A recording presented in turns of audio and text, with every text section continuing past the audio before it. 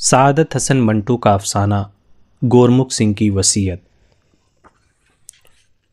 پہلے چھرا بھونکنے کی اکا دکا واردات ہوتی تھی، اب دونوں فریقوں میں باقاعدہ لڑائی کی خبریں آنے لگی تھیں، جن میں چاقو چھروں کے علاوہ کرپانیں، تلواریں اور بندوقیں عام استعمال کی جاتی تھیں۔ کبھی کبھی دیسی ساخت کے بم پھٹنے کی اطلاع بھی ملتی تھی۔ امرتسر میں قریب ہر ایک کا یہی خیال تھا کہ یہ فرقہ وارانہ فسادات دیر تک جاری نہیں رہیں گے۔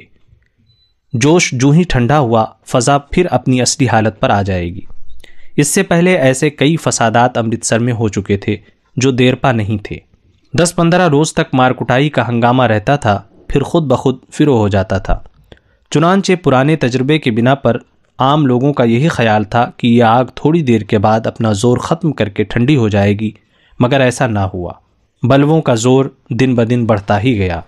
ہندوؤں کے محلے میں جو مسلمان رہتے تھے بھاگنے لگے، اسی طرح وہ ہندو جو مسلمانوں کے محلے میں تھے اپنا گھر بار چھوڑ کے محفوظ مقاموں کا رخ کرنے لگے، مگر یہ انتظام سب کے نزدیک عارضی تھا، اس وقت تک کے لیے جب فضا فسادات کے تکدر سے پاک ہو جانے والی تھی۔ میاں عبدالحی ریٹائرڈ سب جج کو تو 100% یقین تھا کہ صورت حالات بہت جلد درست ہو جائے گی۔ یہی وجہ ہے کہ وہ زیادہ پریشان نہیں تھے۔ ان کا ایک لڑکا تھا 11 برس کا، ایک لڑکی تھی 17 برس کی، ایک پرانا ملازم تھا جس کی عمر 70 کے لگ بھگ تھی۔ مختصر سا خاندان تھا۔ جب فسادات شروع ہوئے تو میاں صاحب نے بطور حفظ ما تقدم کافی راشن گھر میں جمع کر لیا تھا۔ اس طرف سے وہ بالکل مطمئن تھے کہ اگر خدا نخواستہ حالات کچھ زیادہ بگڑ گئے اور دکانیں وغیرہ بند ہو گئیں تو انہیں کھانے پینے کے معاملے میں تردد نہیں کرنا پڑے گا۔ لیکن ان کی جوان لڑکی سغرا بہت متردد تھی۔ ان کا گھر 3 منزلہ تھا، دوسری عمارتوں کے مقابلے میں کافی اونچا۔ اس کی ممٹی سے شہر کا 3/4 حصہ بخوبی نظر آتا تھا۔ سغرا اب کئی دنوں سے دیکھ رہی تھی کہ نزدیک دور کہیں نہ کہیں آگ لگی ہوتی ہے۔ شروع میں تو فائر بریگیڈ کی ٹن سنائی دیتی تھی، پر اب وہ بھی بند ہو گئی تھی، اس لیے کہ جگہ جگہ آگ بھڑکنے لگی تھی۔ رات کو اب کچھ اور ہی سما ہوتا۔ گھپ اندھیرے میں آگ کے بڑے بڑے شعلے اٹھتے، جیسے دیو ہیں جو اپنے منہ سے آگ کے فوارے چھوڑ رہے ہیں۔ پھر عجیب سی آوازیں آتی جو ہر ہر مہادیو اور اللہ اکبر کے نعروں کے ساتھ مل کر بہت ہی وحشت ناک بن جاتی۔ سغرا باپ سے اپنے خوف و ہراس کا ذکر نہیں کرتی تھی، اس لیے کہ وہ ایک بار گھر میں کہہ چکے تھے کہ ڈرنے کی کوئی وجہ نہیں، سب ٹھیک ٹھاک ہو جائے گا۔ میاں صاحب کی باتیں اکثر درست ہوا کرتی تھیں۔ سغرا کو اس سے ایک گنا اطمینان تھا، مگر جب بجلی کا سلسلہ منقطع ہو گیا اور ساتھ ہی نلوں میں پانی آنا بند ہو گیا تو اس نے میاں صاحب سے اپنی تشویش کا اظہار کیا اور ڈرتے ڈرتے رائے دی تھی کہ چند روز کے لیے شریف پورے اٹھ جائیں، جہاں اڑوس پڑوس کے سارے مسلمان آہستہ آہستہ جا رہے تھے۔ میاں صاحب نے اپنا فیصلہ نہ بدلا اور کہا، بیکار گھبرانے کی کوئی ضرورت نہیں، حالات بہت جلد ٹھیک ہو جائیں گے۔ مگر حالات بہت جلد ٹھیک نہ ہوئے اور دن بدن بگڑتے گئے۔ وہ محلہ جس میں میاں عبدالحی کا مکان تھا مسلمانوں سے خالی ہو گیا، اور خدا کا کرنا ایسا ہوا کہ میاں صاحب پر ایک روز اچانک فالج گرا، جس کے باعث وہ صاحب فراش ہو گئے۔ ان کا لڑکا بشارت بھی، جو پہلے اکیلا گھر میں اوپر نیچے طرح طرح کے کھیلوں میں مصروف رہتا تھا، اب باپ کی چارپائی کے ساتھ لگ کر بیٹھ گیا اور حالات کی نزاکت سمجھنے لگا۔ وہ بازار جو ان کے مکان کے ساتھ ملحق تھا سنسان پڑا تھا۔ ڈاکٹر غلام مصطفیٰ کی ڈسپنسری مدت سے بند پڑی تھی۔ اس سے کچھ دور ہٹ کر ڈاکٹر گوران تامل تھے۔ سغرا نے شہنشین سے دیکھا تھا کہ ان کی دکان میں بھی تالے پڑے ہیں۔ میاں صاحب کی حالت بہت ہی مخدوش تھی۔ سغرا اس قدر پریشان تھی کہ اس کے ہوش و حواس بالکل جواب دے گئے تھے۔ بشارت کو الگ لے جا کر اس نے کہا، خدا کے لیے تم ہی کچھ کرو، میں جانتی ہوں کہ باہر نکلنا خطرے سے خالی نہیں، مگر تم جاؤ، کسی کو بھی بلا لاؤ، ابا جی کی حالت بہت خطرناک ہے۔ بشارت گیا مگر فوراً ہی واپس آ گیا۔ اس کا چہرہ ہلدی کی طرح زرد تھا۔ چوک میں اس نے ایک لاش دیکھی تھی، خون سے تربتر، اور پاس ہی بہت سے آدمی ڈھاٹے باندھے ایک دکان لوٹ رہے تھے۔ سغرا نے اپنے خوفزدہ بھائی کو سینے کے ساتھ لگایا اور صبر شکر کر کے بیٹھ گئی، مگر اس سے اپنے باپ کی حالت نہیں دیکھی جاتی تھی۔ میاں صاحب کے جسم کا داہنا حصہ بالکل سن ہو گیا تھا، جیسے اس میں جان ہی نہیں۔ گویائی میں بھی فرق پڑ گیا تھا اور وہ زیادہ تر اشاروں ہی میں باتیں کرتے تھے، جس کا مطلب یہ تھا کہ سغرا گھبرانے کی کوئی بات نہیں، خدا کے فضل و کرم سے سب ٹھیک ہو جائے گا۔ کچھ بھی ٹھیک نہ ہوا۔ روزے ختم ہونے والے تھے، صرف 2 رہ گئے تھے۔ میاں صاحب کا خیال تھا کہ عید سے پہلے فضا بالکل صاف ہو جائے گی، مگر اب ایسا معلوم ہوتا تھا کہ شاید عید ہی کا روز قیامت ہو، کیونکہ ممٹی پر سے اب شہر کے قریب قریب ہر حصے سے دھوئیں کے بادل اٹھتے دکھائی دیتے تھے۔ رات کو بم پھٹنے کی ایسی ایسی ہولناک آوازیں آتی تھیں کہ صغرا اور بشارت ایک لہجے کے لیے بھی سو نہیں سکتے تھے۔ صغرا کو تو یوں بھی باپ کی تیمارداری کے لیے جاگنا پڑتا تھا، مگر اب یہ دھماکے ایسا معلوم ہوتا تھا کہ اس کے دماغ کے اندر ہو رہے ہیں۔ کبھی وہ اپنے مفلوج باپ کی طرف دیکھتی اور کبھی اپنے وحشت زدہ بھائی کی طرف۔ 70 برس کا بڈھا ملازم اکبر تھا، جس کا وجود ہونے نہ ہونے کے برابر تھا۔ وہ سارا دن اور ساری رات پڑا اپنی کوٹری میں کھانستا کھنگھارتا اور بلغم نکالتا رہتا تھا۔ ایک روز تنگ آ کر صغرا اس پر برس پڑی۔ تم کس مرض کی دوا ہو؟ دیکھتے نہیں ہو میاں صاحب کی کیا حالت ہے؟ اصل میں تم پرلے درجے کے نمک حرام ہو۔ اب خدمت کا موقع آیا ہے تو دمے کا بہانہ کر کے یہاں پڑے رہتے ہو۔ وہ بھی خادم تھے جو آقا کے لیے اپنی جان تک قربان کر دیتے تھے۔ صغرا اپنا جی ہلکا کر کے چلی گئی۔ بعد میں اس کو افسوس ہوا کہ ناحق اس غریب کو اتنی لعنت ملامت کی۔ رات کا کھانا تھال میں لگا کر اس کی کوٹری میں گئی تو دیکھا کہ خالی ہے۔ بشارت نے گھر میں ادھر ادھر تلاش کیا مگر وہ نہ ملا۔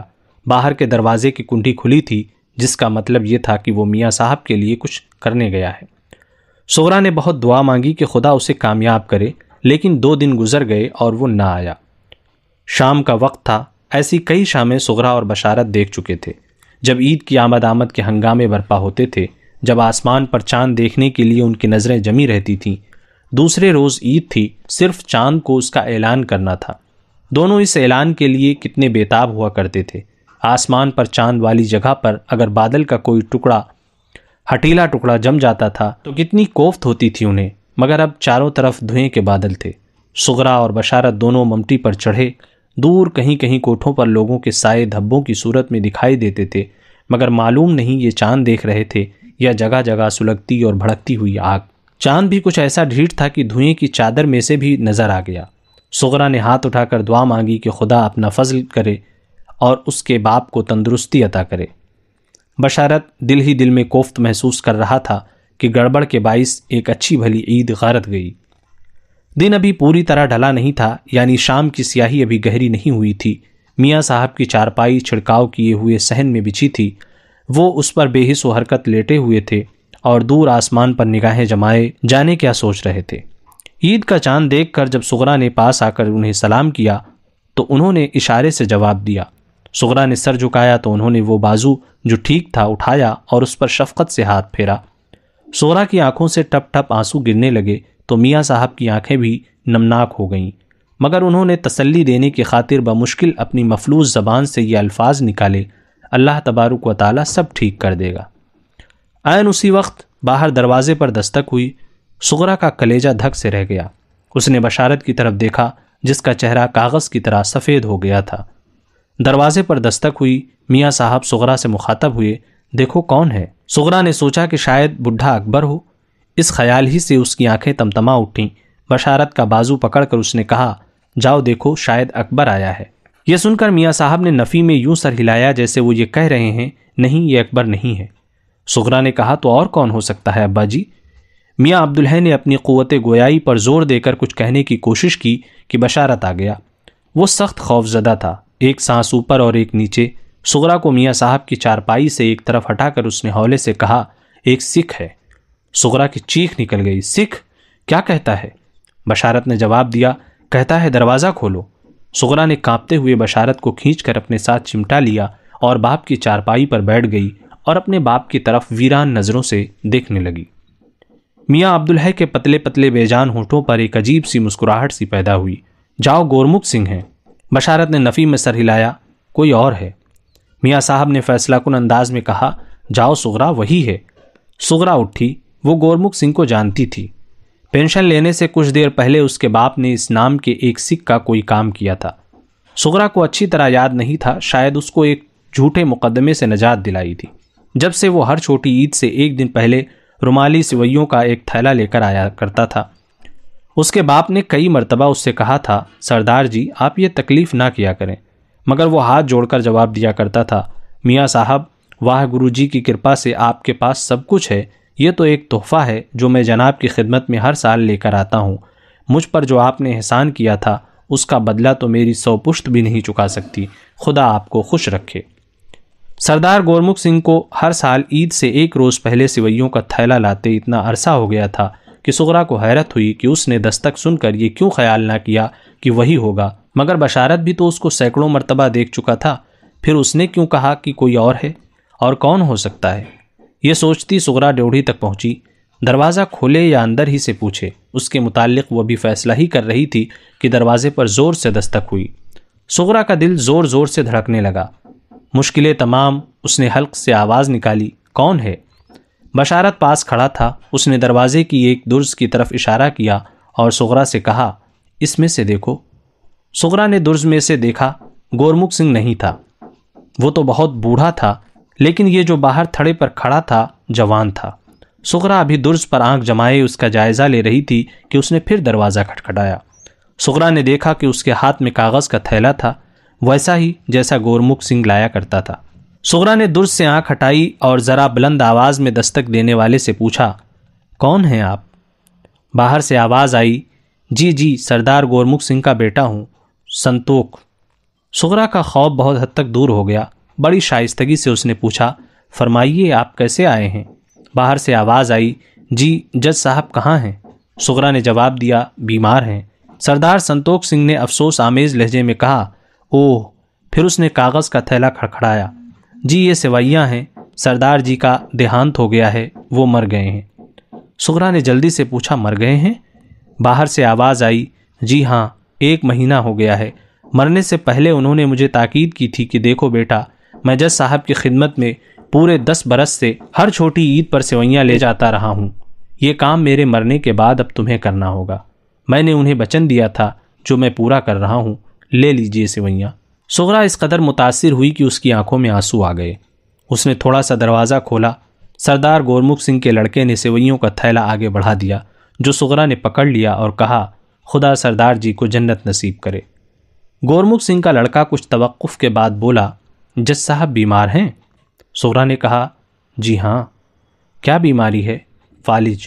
اوہ، سردار جی زندہ ہوتے تو انہیں یہ سن کر بہت دکھ ہوتا۔ مرتے دم تک انہیں جج صاحب کا احسان یاد تھا، کہتے تھے کہ وہ انسان نہیں دیوتا ہے، اللہ میاں انہیں زندہ رکھے، انہیں میرا سلام۔ اور یہ کہہ کر وہ تھڑے سے اتر گیا۔ سغرا سوچتی ہی رہ گئی کہ وہ اسے ٹھہرائے اور کہے کہ جج صاحب کے لیے کسی ڈاکٹر کا بندوبست کر دے۔ سردار گورمکھ سنگھ کا لڑکا سنتوک جج صاحب کے مکان کے تھڑے سے اتر کر چند گز آگے بڑھا تو 4 ٹھاٹھا باندھے ہوئے آدمی اس کے پاس آئے۔ 2 کے پاس جلتی مشعلیں تھیں اور 2 کے پاس مٹی کے تیل کے کنستر اور کچھ دوسری آتش خیز چیزیں۔ ایک نے سنتوک سے پوچھا، کیوں سردار جی، اپنا کام کرائے؟ سنتوک نے سر ہلا کر کہا، ہاں کر آیا۔ اس آدمی نے ٹھاٹھے کے اندر ہنس کر پوچھا، تو کر دے معاملہ ٹھنڈا جج صاحب کا؟ ہاں، جیسی تمہاری مرضی۔ یہ کہہ کر سردار گورمکھ سنگھ کا لڑکا چل دیا۔ شکریہ۔ اس طریقے کی اور کہانی سننے کے لیے ہمارے پیشکش یوٹیوب چینل کو سبسکرائب کریں اور دوسروں میں شیئر کرنا نہ بھولیں۔